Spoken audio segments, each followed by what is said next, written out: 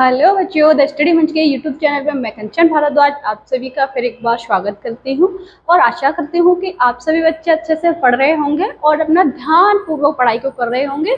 जो भी हम क्लास आपको प्रोवाइड करा रहे हैं आप उसके हम आशा करते हैं कि नोट्स साथ के साथ बनाते हुए जा रहे होंगे। अच्छे बच्चों की यही पहचान होती है कि वो अपने नोट्सों को बहुत ही ज़्यादा अच्छे से बनाते हुए चलते हैं। जैसा जैसा टीचर्स पढ़ाते जाते हैं वैसा वैसा बच्चे करते जाते हैं। तो आज हम बात करते हैं, हमने आपको समास की क्लास को पढ़ा दिया है, तो आज हम समास की क्लास के अंतर्गत लेकर आए हैं, समास की क्लास के अंतर्गत मल्टीपल चॉइस क्वेश्चन लेकर आए हैं। ठीक है, जिससे कि आपका रिवीजन हो सके, कितना आपने पढ़ा है, क्या समझा नहीं है, यहाँ से आपको सारी बात का अंदाजा लग जाएगा। ठीक है, तो शुरू करते हैं आज की क्लास को। चलिए कॉपी पेन उठा लीजिए, फिर देर किस बात की। आज का क्वेश्चन क्या कहता है, तो आज का क्वेश्चन हमारा क्या कह रहा है। पहला क्वेश्चन है, त्रिवेदी में कौन सा समास है। पूछ रहा है त्रिवेदी में कौन सा समास है, आपको बताना है। कर्मधारय, बहुब्रीहि, द्वंद्व, द्विगु, कौन सा समास है, त्रिवेदी में कौन सा समास है। तो जल्दी एक बार सोचने की कोशिश कीजिए, मैं लगाती हूँ फिर बताऊंगी। त्रिवेदी शब्द को पकड़िए, त्रिवेदी, त्रि, यहाँ क्या शब्द आया है, त्रि यानी कि तीन। क्या आया यहाँ पर, तीन। जहां भी संख्या की बात होगी वहां पर हमारा कौन सा समास होगा, जी हाँ, वहां पर हमारा द्विगु समास होगा। समझ में आया ना, क्लास में मैंने सभी को पढ़ाया अच्छे से। त्रिवेदी में द्विगु समास कैसे हुआ, क्योंकि यहाँ त्रि यानी कि तीन संख्या का बोध हुआ। संख्या का बोध होते ही हमें पता लगा कि यहाँ पर हमारा द्विगु समास होगा। ठीक है, नेक्स्ट चलते हैं अपने सेकंड क्वेश्चन के लिए। अब प्रश्न नंबर दो क्या कहता है, पीताम्बर में कौन सा समास है। कर्मधारय समास, बहुब्रीहि समास, द्वंद्व समास, द्विगु समास। एक बार सोचिए और जवाब देने की कोशिश कीजिएगा। पीताम्बर में कौन सा समास है, कर्मधारय समास, बहुब्रीहि समास, द्वंद्व समास, द्विगु समास। पीताम्बर, पीताम्बर क्या निकल के आ रहा है, पीला, पीला है वस्त्र जिसका, पीला है वस्त्र जिसका, अर्थात अर्थात भगवान, भगवान श्री कृष्ण। पीला है वस्त्र जिसका अर्थात भगवान श्री कृष्ण। यहाँ तीसरे पद को प्रधानता दी गई है। किसको दी गई है, तीसरे पद को प्रधानता दी गई है। जहां भी तीसरे पद को प्रधानता दी जाती है वहां हमारा बहुव्रीहि समास होता है। ठीक है, पीला है वस्त्र जिसका अर्थात भगवान श्री कृष्ण, तो यहाँ हमारा समास होगा बहुव्रीहि समास। ठीक है, नेक्स्ट क्वेश्चन के लिए चलते हैं। प्रश्न नंबर तीन क्या कहता है, भीमार्जुन में कौन सा समास है। भीमार्जुन में कौन सा समास है, कर्मधारय समास है, बहुव्रीहि समास है, द्वंद्व समास है, द्विगु समास है। एक बार सोचिए और जवाब देने की कोशिश कीजिएगा, मैं कुछ टाइम देती हूँ आपको।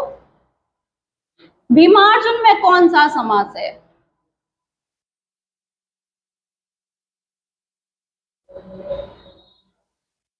काटते हैं और देखते हैं क्या आता है। भीमार्जुन कर्मधारय समास है, बिल्कुल भी नहीं है, यहाँ किसी भी चीज की विशेषता नहीं बताई गई है। क्या बहुव्रीहि समास है, भीम और अर्जुन अर्थात तीसरे पद की प्रधानता आ रही है, बिल्कुल भी नहीं आ रही है, तो ये भी नहीं है।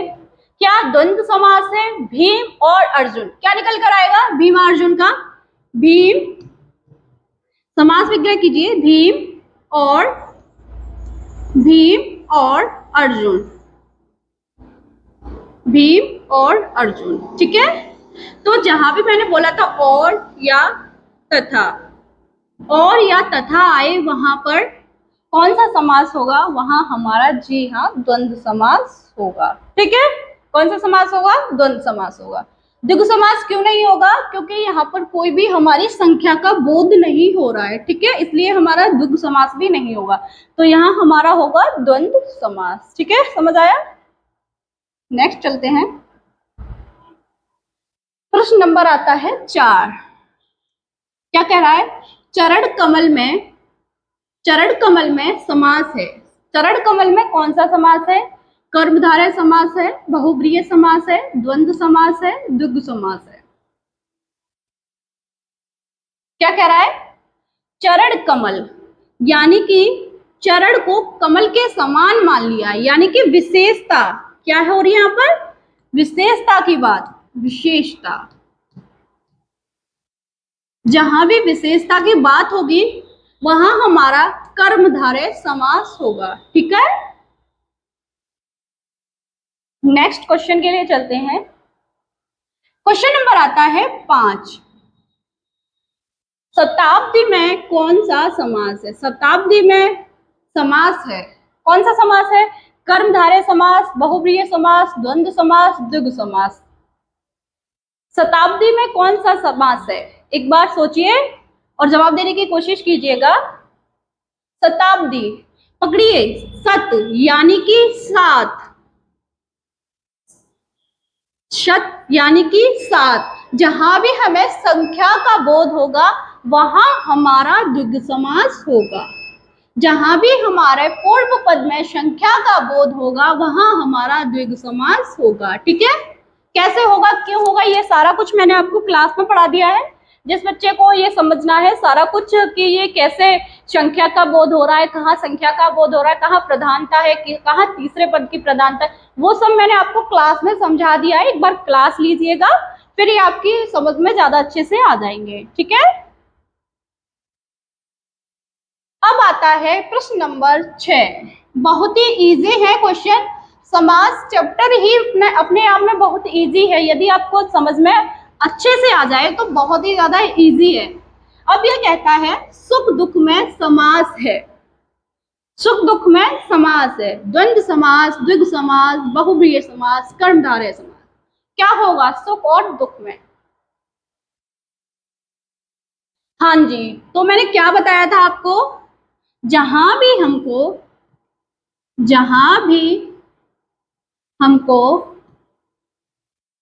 हमको योजक चिन्ह, सभी में योजक चिन्ह नहीं लेकिन अधिकतर योजक चिन्ह, जहां भी हमको योजक चिन्ह और विलोम शब्द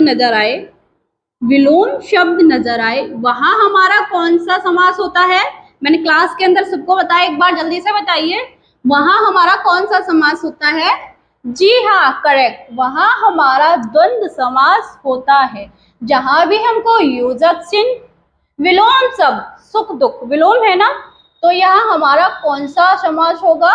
द्वंद्व समास। ठीक है, यहाँ किसी चीज की विशेषता नहीं बताई है, तीसरे पद की प्रधानता नहीं है, यहाँ भी कोई भी संख्या का बोध हो नहीं रहा है, तो द्विगु समास होगा नहीं। हमारा कौन सा समास होगा? द्वंद्व समास। ठीक है, समझ में तो आ रहा है ना अच्छे से? चलिए नेक्स्ट चलते हैं। अब आता है हमारा क्वेश्चन नंबर 7। द्विगु समास का उदाहरण चुनिए। ये है एकदम बढ़िया वाला, अब आपको चुनना है।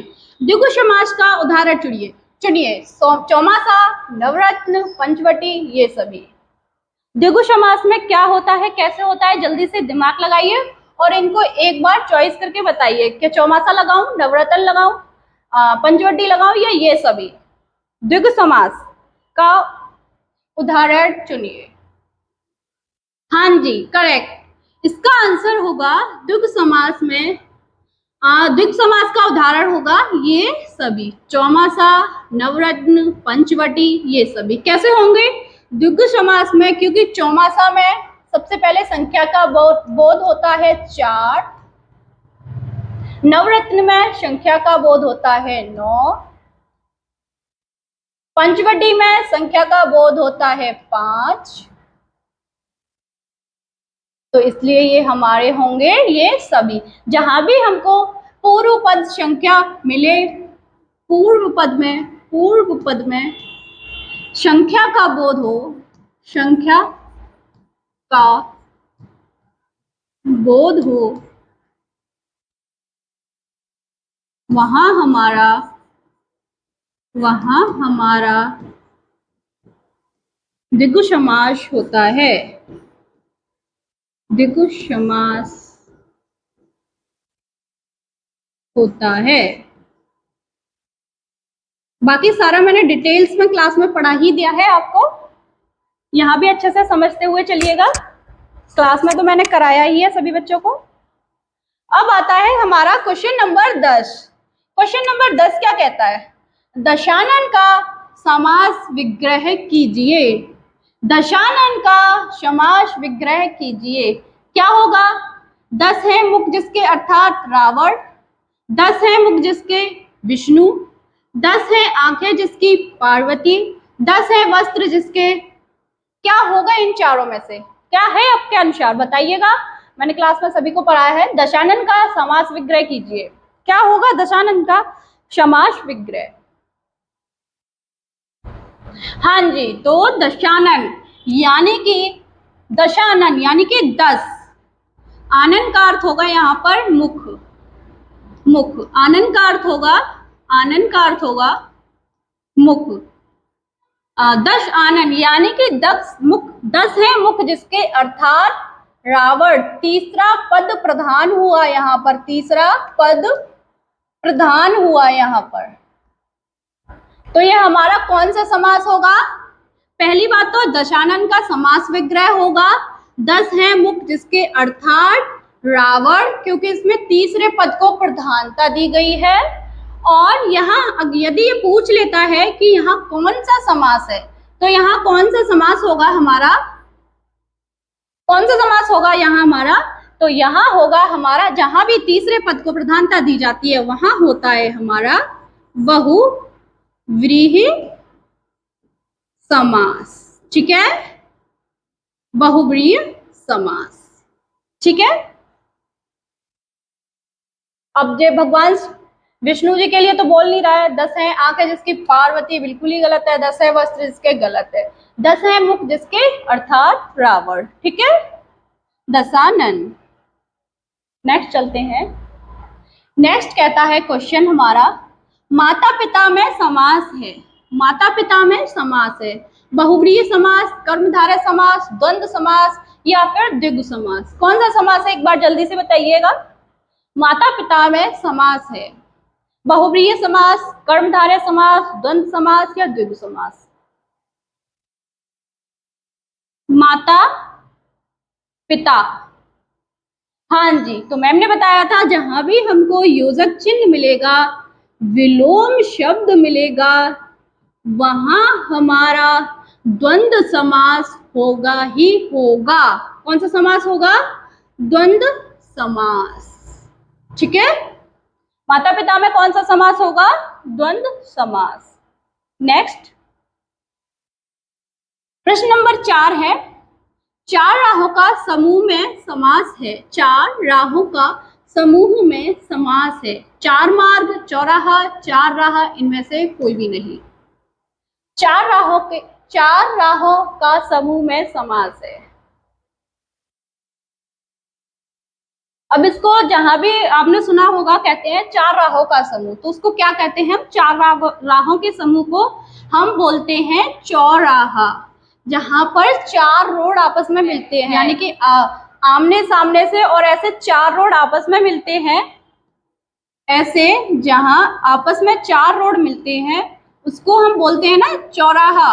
चौराहा, तो वो ये वही कह रहा है, 4 राहों के समूह को कहते हैं चौराहा। ठीक है, और यदि इसमें पूछे इसमें कौन सा समास होगा, तो इसमें 4 राह को दिखाया है, इसमें संख्या का बोध कराया है, तो इसमें समास होगा हमारा द्विगु समास। ठीक है, कौन सा समास होगा? द्विगु समास। जहां भी संख्या का बोध कराए वहां हमारा द्विगु समास होगा। हर्ष विषाद में समास है। हर्ष विषाद में समास है। द्वंद्व समास, द्विगु समास, बहुव्रीहि समास, कर्मधारय समास। एक बार बताइएगा कौन सा समास है? हर्ष विषाद में समास है। हर्ष विषाद जहां भी योजक चिन्ह मिलेगा, विलोम शब्द मिलेगा, बार बार इसलिए लिख रही हूँ, बार बार इसलिए बता रही हूँ कि आपको याद हो जाए, समझ आ जाए। जहां भी योजक चिन्ह मिलेगा, जहां भी विलोम शब्द मिलेगा, वहां हमारा द्वंद्व समास होगा ही होगा। वहां हमारा कौन सा समास होगा? वहां हमारा द्वंद्व समास होगा। ठीक है, नेक्स्ट चलते हैं क्वेश्चन की तरफ। क्वेश्चन नंबर 12 क्या कहता है? चर और अचर में कौन सा समास है? कर्मधारय समास, बहुब्रीहि समास, द्वंद्व समास, द्विगु समास। चर और अचर, एक बार बताइएगा, चर और अचर में कौन सा समास है? तो मैम यहाँ आपने बताया था जहां भी और, या यहाँ तथा भी हो सकता है, तथा जहां भी हमें मिलेगा वहां भी हमारा द्वंद्व समास होगा। ठीक है, चर और अचर हमारा विलोम शब्द भी है, तो हमारा यहाँ द्वंद्व समास होगा। ठीक है, यह हमारा होगा तीसरा द्वंद्व समास।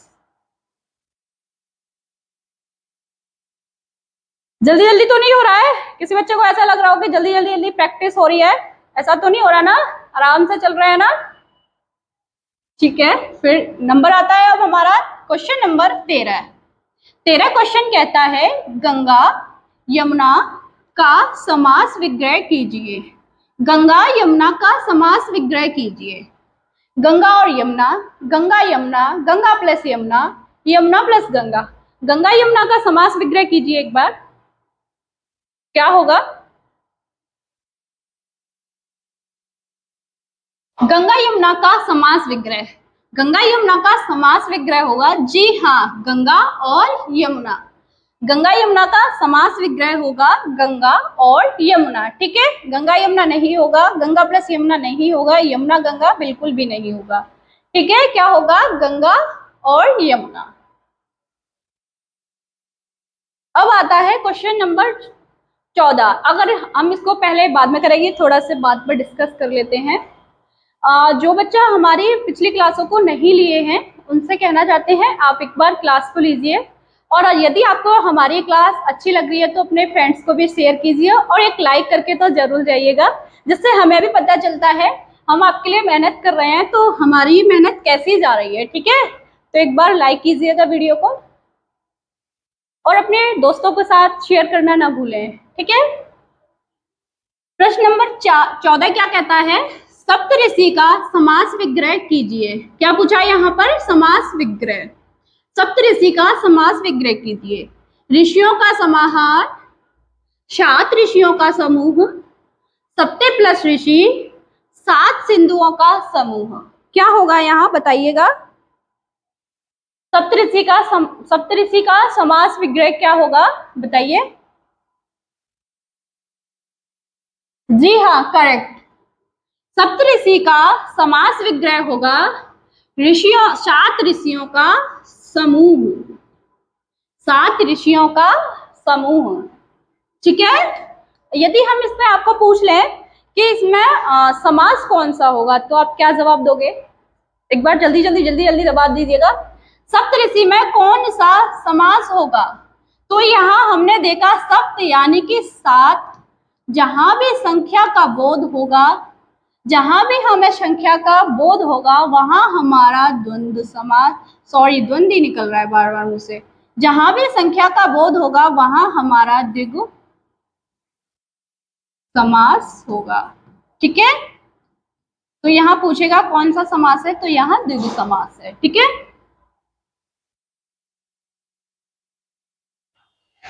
तो आज के लिए इतना ही, फिर मिलते हैं किसी अन्य क्लास में, तब तक के लिए नमस्कार।